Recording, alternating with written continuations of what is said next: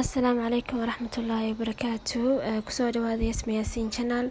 Muuqaalka maanta wuxuu ku saabsanaan doonaa macdanta calciumka. Shaqada calciumka waxay ka mid tahay qaab dhismeedka lafaha jirka.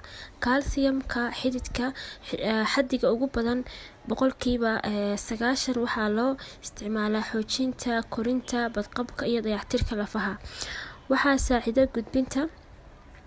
waxay saacidaa gudbinta fariimaha neerfaha. Waxay ka qayb qaadataa xinjireynta dhiigga. Waxay ka qayb qaadataa markay murquhu isku imaanayaan muscle contraction. Waxay ka qayb qaadataa maamulidda cadaadiska dhiigga.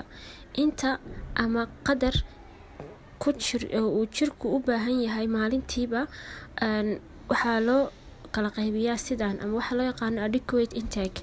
qofka haddii uu da'diisa jiro 9 sano ilaa 10 sano jir wuxuu qaadan karaa 1300 mg oo calcium ah. haddii da'diisa uu ka weyn tahay 18 sano wuxuu qaadan karaa 1000 ilaa 1200 oo mg. cuntada laga helo calciumka waxaa ka mid caanaha iyo waxyaalaha laga sameeyo caanaha, kalluunka, qudaarta cagaaran sida koostada, ansalaatada, kaabashka iyo baamiyaha. calaamadaha marka ay calciumka kugu yaraato jirka waxaa ka mid ah khatar ama burbur caabuq lafaha oo bata, xanuuno ku yimaada murqaha iyo neerfaha.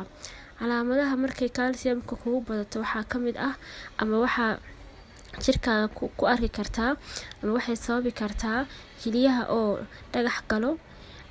xaddiga calciumka la qaadanayo maalintii waa inaysan ka badan 2500 oo mg.